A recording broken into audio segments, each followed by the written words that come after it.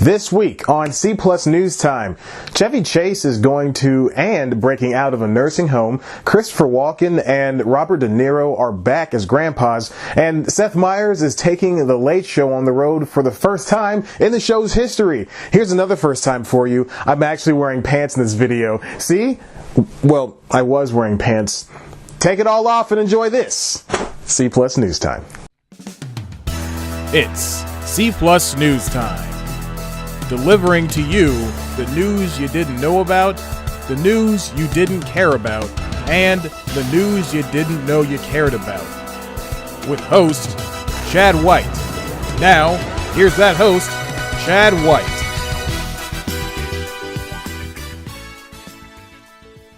It's only called Hurricane Matthew because it's just how he identifies himself. Welcome back to C Plus News Time. I'm your host, Chad White, and this is the comedy news that you didn't know about for the week of October 3rd, 2016. First up, Chevy Chase is starring in another movie, and no, it won't be the umpteenth vacation film. It's something written by a guy named Connor Martin about three kids who lose a drug kingpin stash and then go on the run.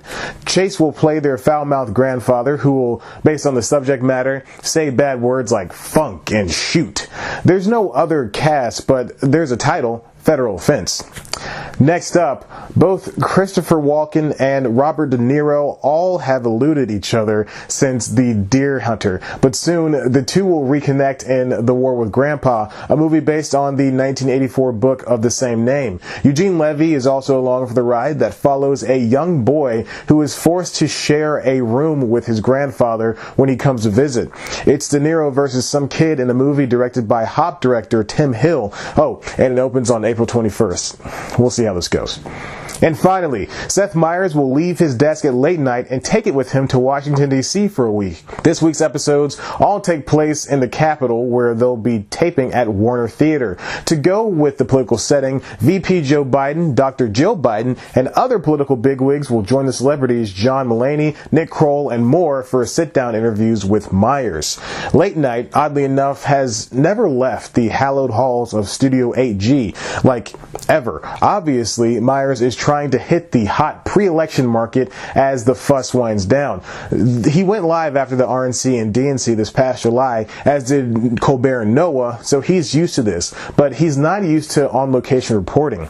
Other hosts have traveled with their shows, so this is hardly new. Fallon took The Tonight Show back to Hollywood after they moved to New York, and he's even gone to Florida for whatever reason. Kimmel has taken his show to Brooklyn tons of times, but the one who does it best is Conan. The Flaming See has been all over the world, from Atlanta to New York, and even the outside world like Finland, Korea, and somewhere in Toronto. These remotes that the hosts do are usually done during Sweeps Week, which are very important ratings periods for TV, but Conan's are more of symbolic jumps across the pond. When he journeyed with his assistant Sona to Armenia, it was just to get a look at different culture. He met with her family, tried the food, and most importantly, experienced a quiet moment at one of their monuments. It was stirring and funny all at once. Conan has the innate ability to connect with his audience on the way that no other host since Letterman and Carson does. You take that relationship and blanket it over the world, and that perfectly describes the carrot-topped host. Meyers is in the same position Conan was in almost 20 years ago on the very same show and network. He's not getting too high of ratings where a crowd that's not into his humor is watching, and he doesn't have to live up to any high expectations from the network itself. Meyers hits a niche that hosts should dare to dream to be in. His topics are more on the serious side, whereas others play games in order to get their breakouts to get viral hits. But Meyers gets his views completely in unrelated ways. His interviews are more intimate and less leading. He often takes whole segments and dedicates them to political climates, and he does it all alone as his sidekick Fred Armisen pops up from week to week. Late night is one long episode of Weekend Update, and that's exactly where Meyers is shining. And that's all the news I have for you for this week on C Plus News Time. Why don't you subscribe and check out one of our other videos? Of course, you can always head to the website cpluscomedy.com, where we've got the latest news, reviews, features, interviews, and other good comedy bits that only I can provide you with. You can follow us on Twitter at C Plus Comedy, follow me on Twitter at Chad Black White, like us on Facebook, tumble with us on Tumblr. And guys, I gotta tell you, I'm not wearing pants right now, and it feels liberating. It's glorious.